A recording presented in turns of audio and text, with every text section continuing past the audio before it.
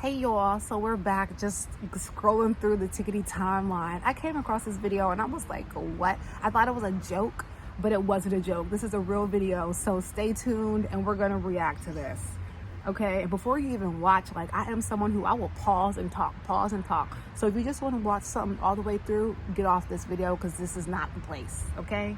Period. You're gonna be like, what in the entire app? I mean, if you're a woman, you ain't got no business wearing no pajama pants. Somebody said, what? The Bible is very plain. You got pajama pants on in the house, you a cross-dresser. Put on...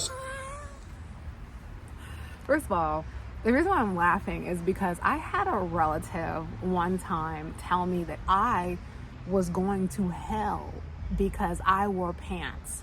This is the same relative. I'm not gonna say who this was because I'm not trying to hurt anybody, but this is the same relative who gossips. This is the same relative who ate pork for many years and claims to be a Christian.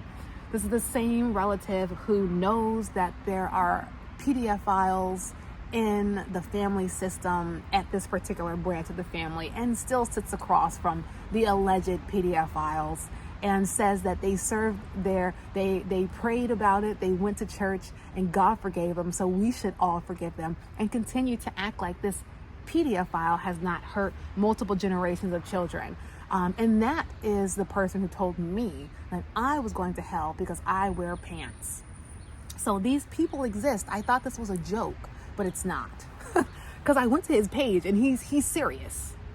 Something that's holy and sanctified. So I said, well, I'm supposed to be comfortable in my own house. Listen, your body's supposed to be a living sacrifice. It ain't meant to be comfortable. See, and I'm not religious. I'm a very spiritual being. I feel like I can learn from all spiritual practices, so I don't prescribe to a specific religion or philosophy or spiritual practice. I just like to learn from all of the philosophies and thoughts and religions because I feel like all of them have hints of truths. But you being a living sacrifice just sounds strange to me.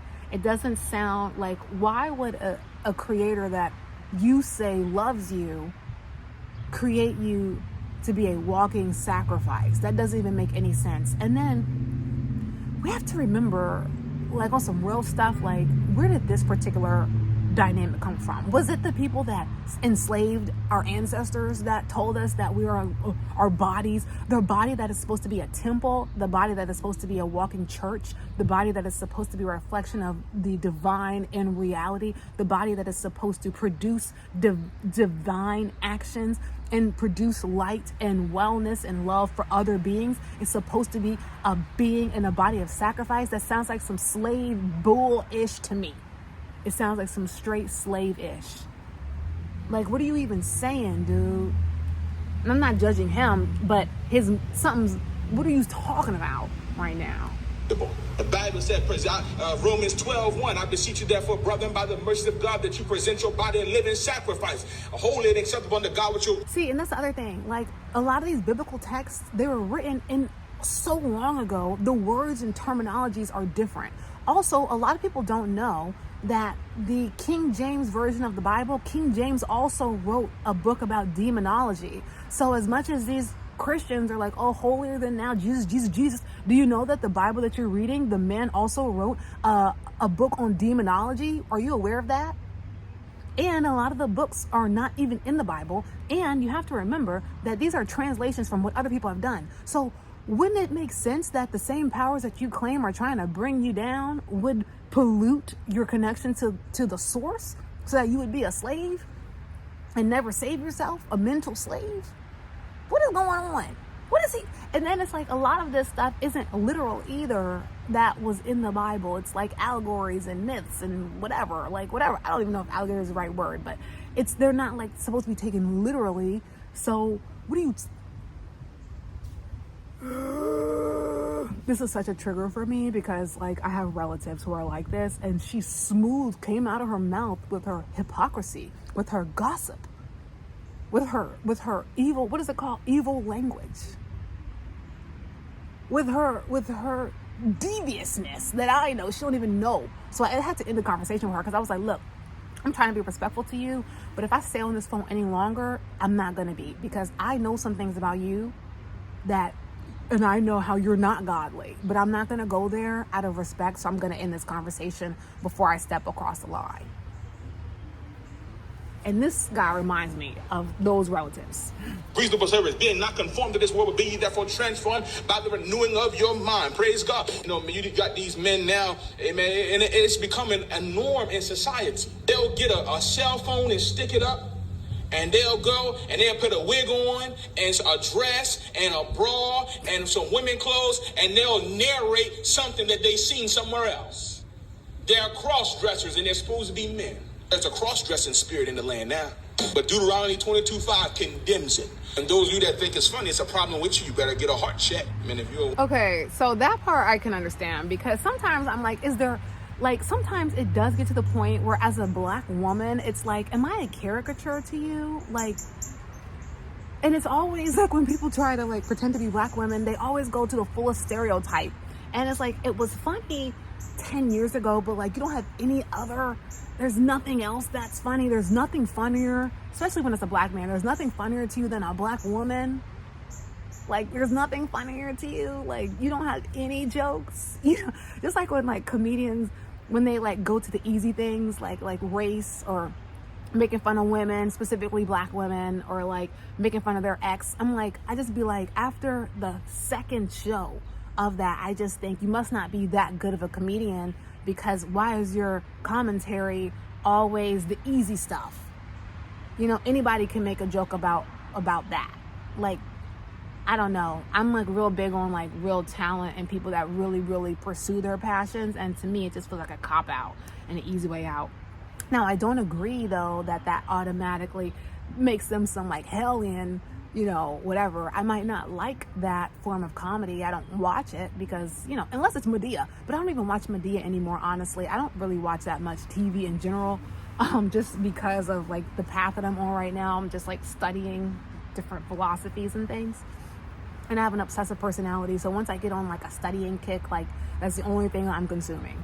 So, but yeah, I just thought that this guy was crazy, and he's not joking. Like, this is his real thoughts. He really believes this. And I also don't have an issue with gay people. I think if you're gay, be gay. You know, there's nothing wrong with being a gay person. Like, what in the world? And then, like, on the other hand, I don't think that who you're attracted to is a part of your personality. Like, I don't care. I don't care if you're straight. I don't care if you're A, whatever those things are now, whatever it is. I don't care if you're poly. I don't care, because it has nothing to do with me. I don't care. I don't care if you're gay. I don't care. It has nothing to do with your personality. Your personality is who you are as a person. What you do behind closed doors with another, a consenting adult, okay? Because these people that are proclaiming themselves as maps, I do have an issue with that. Minor attracted persons, I do have a real bone to pick with that group of people specifically. But everybody else, if you are with a consenting adult, I don't care what you do, because that's none of my business. And I feel like people are so concerned about the wrong things. Like, and typically it's these pastors that are doing that, you know, are all holier than thou, but they're the ones that are, you know, getting holier than thou in the back door. You know, a lot of preachers, a lot of pastors are down low.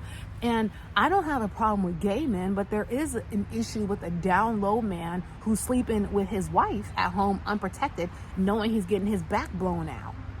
She wondering why he got to poop so much, you know? And if you're out and about, fine, whatever, who cares? You know? But if you are you're cheating on your wife and coming home to her, regardless if you're down low or not, you know, that's crazy to me. Like, people that are so holier than thou, but then you behind closed doors doing worse. Just like my relative. You behind closed, you know, this particular, you know what, I'm not gonna put her business out there like that. Let me be quiet. The point is that people that judge the hardest are often doing stuff behind closed doors. How many pastors have come out and we find out that they was deep in the closet? How many priests, like Catholic priests, why is it like a well-known thing that Catholic priests can be pedophiles and like little boys? Why is that a thing? You know? And I always just think to myself, those who judge people the worst I automatically assume that they're hiding something. I automatically assume that, okay, you are a butt pusher and you just don't want other people to know it. You like taking stuff in different spaces. I'm not saying that this guy does, because I don't know him. I'm not saying that, but I'm just saying in general, people that judge others harshly, for me, in my experience, they're always doing 10 times worse, because they want to project. Because if they make you feel insecure, and if they make you feel bad, and if they project that they would never, ever, ever, ever, ever, you won't believe if it is them. You won't even consider that they're doing it behind closed doors because of how harshly they're judging you. So even if you hear or get evidence about it, you'll be like, no way, there's no way such and such could be down low, because he's a preacher. Matter of fact, now he's a preacher, so he's probably down low. I'm not saying that that's true, okay? But I'm just saying, like, more and more, we're finding out that those men that be going to those men's studies are studying the male anatomy and got the nerve to be homophobic. Just be gay. N-word, just be gay. Just be gay. We don't care. This is 2025. What are you trying to prove? Nobody cares. Live your life. Come out. Get out the closet. We're knocking. Come out the closet. You know, because then people be like, oh, well, you know, people, like, another thing that be getting on my nerves is, like, people act like the only way you can catch something is because your man's down low. There's cheaters that bring home diseases and stuff too. So it's not just because you're with another man that you're in danger. The fact is, if though you are being a hypocrite and you're up in the pulpit telling people not to do something, and then you're getting it from the back, that's weird to me. And then they have, like, these people in their congregations that are so blind, they don't even care. They don't even care. They'll be like, oh, well, you know, Pastor, you know, he may have called me the F word. He may have said some evil things about my brother or my cousin or whoever, but Pastor's gay too. But it's okay because he prayed. Get the F out of here. He's a liar. I'm not saying this guy is, but those people that do that stuff, they're liars, and they're dangerous to the community, because a right-minded person would think, okay, well, if you lied about that, what else would you lie about?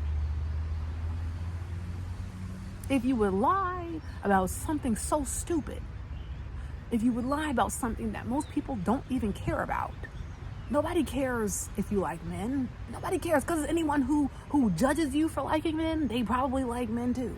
Anybody who judges you for liking women, they probably like women too. Anybody that judges you harshly because of something that you're fond of, they're usually doing it behind closed doors. And so that's why, like, super religious people be getting on my nerves, because the more religious you are, it seems to me, the more hypocritical, the more quick you are to judge. You know, the video that I got the most hate on in my entire life was a video about me reacting to the guy who was, like, married a witch. And, like, all those so-called Christian, Jesus-loving people were in the comments talking crazy. Me type of thing, I don't really care, because the algorithm is the algorithm. And, you know, you must have liked what I said if you felt compelled to comment. But, like, I just thought it was interesting, because I thought you guys were Christians. You know, I thought you were, you know, God-fearing. I thought you were holy. I thought you were non-judging. So why are you under my comments calling me out my name because I reacted to a video? Like, you don't even know me. Like, I always just think it's weird. Like, people get so wrapped up. I'm a stranger to you. You don't know me. So what I think shouldn't matter to you. You shouldn't even care. And so I just think it's interesting that typically, like I said, I'm not saying it's true across the board, but so far what I've seen from my own eyes, from my own family and relatives and people that I know, the most religious people, the most judgmental people, the most Jesus people typically are the ones doing the worst behind closed doors. Look at all these preachers. We finding out that they, you know, getting stuff under the bleachers. Comment below. Let me know what you want to do. You want to duke it out in the comments? We can do that too. Bye.